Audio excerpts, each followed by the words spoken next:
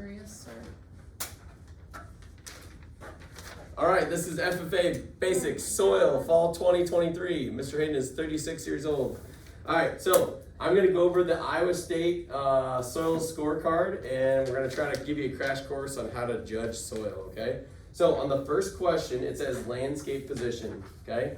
When we're talking about landscape position, when you're in the pit area, you're gonna look around your surroundings, okay? So upland, what that refers to is if you're on the top of a hill or the side of the hill, pretty much anywhere that can't flood. So like I'm gonna try and draw like a landscape like this, okay? I want to label the different areas. This is supposed to be a river over here, this little thing here, river, okay? The part on the So- left is where you want. So let's say the pit is dug right here. This would be considered an upland landscape position because there's no way this could flood. I don't have to be at the top of the hill. I could even be right here and this is still upland, okay? Intermittent drainage way is when if they dig a pit and you're between two hills and if it looks like water flows like in a drainage way, like a grass waterway in that area, you mark intermittent drainage way. A foot slope is at the base of a hill. And what happens here is over millions of years, when erosion erodes the topsoil away, it makes the A horizon, the dark material, will be very deep right here, okay? So foot slope is at the base of a hill. A terrace is a little bump between the water, like where the water flows. So it's a spot where the water will flood to that point, but then it'll recede. You probably won't ever mark terrace. The most common ones that you'll mark will be upland and floodplain. Guess what floodplain is? Guess what that one is? Where you flood. It's where you flood. So Teachers Park would be a floodplain. So just write floodplain. It's an area where the water, when it floods from, it could even be a small creek or anything like that. Floodplain, okay? All right, and then for slope, I don't know how much I'm gonna teach you about how to calculate it, but when you calculate the slope, you'll take your rise over run. So there will be two stakes and the distance between those stakes, you'll walk them off. So every stride for you guys is probably about 3 feet. So then you take your 3 times the number of strides and then you run it to the increments of 0, 25, 50, or 75. So that way it doesn't mess up people's rounding. So like even if you have small steps and you have big steps, you'll still get the right number. But whatever the slope is, you'll just mark the box and we'll practice some slope at the end, okay? For moist color of the A horizon is the top layer of the soil. So when they dig this pit, it's immediately the top layer. For us in Iowa, we're usually gonna mark dark or moderately dark. And if you even wanna get more like guessing wise, most of the time it's gonna be moderately dark. So we'll look at some soils that have that color, and it's supposed to be the moist color of the A1, which what that means is there's a little like water, like squirt bottle, and there'll be a pan. If you squirt the soil in the pan, that's the color that you go off of. E horizon present, 90% of the time the answer is gonna be no. The only time you're gonna mark yes, so write this off to the right. If you see an E horizon is gonna be between your A horizon and your B horizon. And it's a fine, I'm getting ahead of myself. A horizon and a B horizon. A horizon and a B horizon. So I'll explain those first. Maybe I should start there. The A horizon is usually the top about 0 to maybe in Iowa 18 inches of soil. When the color changes, that's how you know you hit the B horizon. So this is going to be like a lighter brown or a tan color, the B horizon. And the way you know you're at the B horizon is we'll give you guys pocket knives. And if you stick a pocket knife in the A horizon and you try to push that pocket knife through the soil, the moment your knife stops is when you hit the B horizon because the B horizon is high in clay particles. You guys have worked in art class with clay before. When clay gets wet, it gets sticky and it's really hard to push through because clay is the smallest soil particle. So it goes clay, silt, sand. Those are your 3 soil particles you're working with, okay? But E horizon will be a fine white line between the A and B horizon. And that horizon it's a white line because it's literally made of minerals, but it only forms in really forested soils. Do we have a lot of forested soils in Iowa? No. So that's why 90% of the time, if you can just memorize, question 4, E horizon present is no. You will get this score sheet at the competition. So it's not like you have to do it from memory. This is the exact score. So this is the exact score sheet, except when you get the score sheet and you're at the first pit, you're gonna write down all these hints. So our practice is literally, I give you a blank score sheet and you try to do all these hints from memory. So that's why they're really short and they give you those little brackets right there, okay? Thickness of the A horizon. So you know how you took your knife and then you mark where it ended? You literally will have a tape measure or ruler at the competition and you just measure. Usually in Iowa. Our knife's gotta be massive if it's gotta be 3 feet. Which one? Oh, that one is thin, less than 3 inches. Oh. So usually, That's number inches. 5, it's gonna be 12 thick, more than 12 inches. It might be moderately thick. Here's where you'll see this area right here. This is where you might see a thin A horizon, because guess what? Over millions of years, or actually since we started farming all of Goes Iowa, down.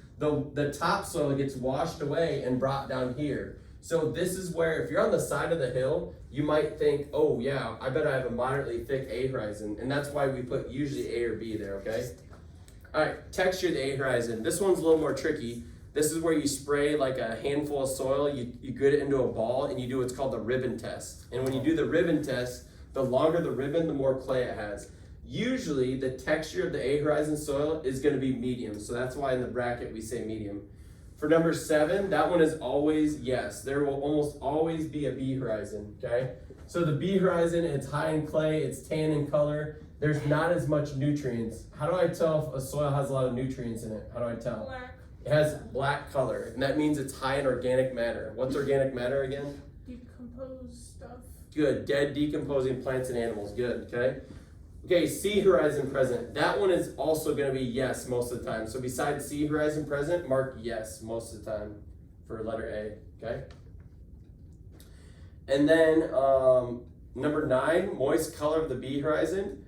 Usually it's gonna be either A or B. The only time you see like brown or olive gray soils is soils that are waterlogged, meaning by a river where there's bad drainage, or by what's called a pothole. So in the middle of a field where water has nowhere to like drain away, when water just sits somewhere, that's what causes it to have the olive gray color, or what's called redox features, which are little rust spots, okay? So for that one, it's usually A or B for number 9. For texture of the B horizon, it's either gonna be medium or moderately fine. The other thing you're gonna write on number 10, write this, okay? You're gonna write as fine or finer than the A horizon. So everyone write that, right? As fine or finer than the A horizon for number 10. The reason is, if I had texture of the A horizon, like at my house where I live, I have really sandy soil. So if I go out there, my soil is probably moderately coarse. So there's a chance that even when I dig down deeper into the B horizon, it's still sandy. If I mark moderately coarse for A, it possibly could be moderately coarse for B. It just depends, okay? If you get that one wrong, that's fine, because sometimes kids get that wrong. So that one's kind of a crapshoot a little bit, okay? Soil structure of the surface horizon, it's usually going to be granular, and it's because of the high organic matter of the surface soil. Structure of the B horizon is usually going to be blocky or prismatic, so B or C. And then the soil order, vertisol or mollisol. Iowa is mainly mollisols, so see where it says letter B, mollisols. What is blocky and prismatic? Blocky and prismatic refers to the structure of the soil. I'm gonna have to go back and look a little bit to give you a good description, because they just changed the scorecard like 1 or 2 years ago to reflect that, and I don't have a really good hint on that one, okay? So, you already wrote the hints on number 14. Soil parent material refers to how the soil was formed, okay? So, just like your grandpa's guy's phone. Hang up. I'll call back in a little bit, okay? Soil parent material, okay? Glacial soil is ones that was brought here by glaciers, and you're gonna know it's glacial because there will be rocks in the soil. There doesn't have to be big rocks. Loess is soil carried by wind, and alluvium is water, colluvium is gravity. Residuum, we don't have that in Iowa. So 90% of our soil in Iowa is gonna be glacial till. So beside letter A, put 90% of the time on number 14, so mark that. Now, when would be the only time where soil is being formed that was brought here by water? Think about back, look at our picture up here. Where's the soil in this picture being brought by the water? The floodplain, good. So like Teacher's Park, all that soil where it's nice and level, it was all brought there from past floods, okay? So water brought soil is alluvium. Native vegetation, 90% of the time you're gonna mark prairie. Transition is when a soil goes from either prairie to forest or forest to prairie. But the thing is, you gotta see some really big trees for it to be marked transition, okay? And then unless it's like just, the only time you mark forest is if you're literally around a bunch of trees, and they have to be big trees, like the type of trees you can barely fit your arm around. Like small saplings, they haven't influenced the soil. So 90% of the time it's gonna be prairie. Surface drainage, this goes back to slope, okay? And then for internal drainage, most soils in Iowa are gonna be well drained. So for 17, mark beside well drained, put 90% of the time, okay? Unless you're in a pothole where it's like you saw those in the B horizon, you saw that it was gray or olive gray, or it had those redox features, which are rough spots in the soil, which we'll teach you more about that. 18, erosion class, overwash. Overwash happens right here, okay? Overwash is when this erodes so much that the A horizon is all gone and the A horizon ends up down here. So here's the B horizon of the original soil, B horizon. Here's all the eroded A horizon, and when this runs out of A horizon, what would be the next layer that starts to erode? B. The B. So the B is tan, so it goes tan, dark, tan. So behind the word overwash, just write the word tan, dark, tan, okay? And then erosion class, I think in the soils manual, there's actually like a number of inches of soil that tell how much it is. I think uneroded or slightly eroded is anything that's 12 inches or greater. So just write, usually it's gonna be letter B or C for number 18, okay? Number 19, calcareous soils. What that means is, calcareous refers to calcium. So when I have calcium in the soil, what I do is at the contest, they give you what's called hydrochloric acid, which is an acid. Acid has a negative charge. If you find a high amount of calcium in the soil, calcium, when it reacts with the minus and the plus charge of calcium, it's gonna create fizzing, like bubbles, okay? Fizzing and bubbles, and if it is actually calcareous, it'll be pretty obvious. Like it's not like you could confuse it for just like, I don't know, air bubbles coming out of the soil. Most of the time, it's usually no. And then for number 20, stoniness or rockiness in Iowa, it's not bubbles, they marked this card wrong. Just for stoniness or rockiness, the number 20, put 99% of the time no. So pretty much just memorize number 20 is no. 20 is no. So just like when you're halfway through the sheet, you're on question 20, you're like, can you do this? No. That's a joke, it's fine. Now that's on the video, okay, good. All right, so laying capability class, all right? Laying capability class. What this is, class 1 is the best land. Class 1 would be like this ground right here, where it doesn't have much slope. So see where it says 0 to 2, that's the percent slope. So it has to be really flat, but the problem is, if it's in a floodplain, that would probably make it class 2 because some limitations, some years when you're farming it, it might flood, okay? It might flood. So those numbers beside your different options there, those are all the slopes, okay? And then pretty much if it's anything above 2%, there's always a danger of erosion. So that's why it says 22 and 21 are kind of together. 22 where it says subclass, these are the reasons that it wasn't class 1 land. So the reason it's usually erosion is anything over 2% has the possibility of being damaged by erosion, okay? It might not be a likely possibility, but possibility of erosion, anything over 2%, okay? And then productivity potential for crops. High productivity potential means our best soil. So are crops gonna go better right here on the side slope, or are they gonna grow better here where it's flat? They're gonna grow better where it's flat, because here the water is gonna run, it's gonna erode the soil, the organic matter is gonna get washed away. So high productivity potential has a slope of 0 to 5%. Medium is 5 to 9, low is 9 to 18, and if you're on an 18% slope, you're literally gonna feel like you're on the side of a hill, like it's gonna feel like it's super steep. We probably won't run into that in a Hawkeye. Now, a question you might have is, Mr. Hayden, what if it's 5% on the money? What do you think you pick between 0 and 5 and 5 to 9? Which class do you think it goes to? 5 to 9. It goes to 5 and 9 because whatever one is the worst, you got to go to that one. You can't say it's better than it actually is. If it's an exact 5%, you have to say it's medium, okay? So now look, we're all the way down to our yes and no questions. So this is fun. You have a 50-50 chance, even if you're a monkey, okay?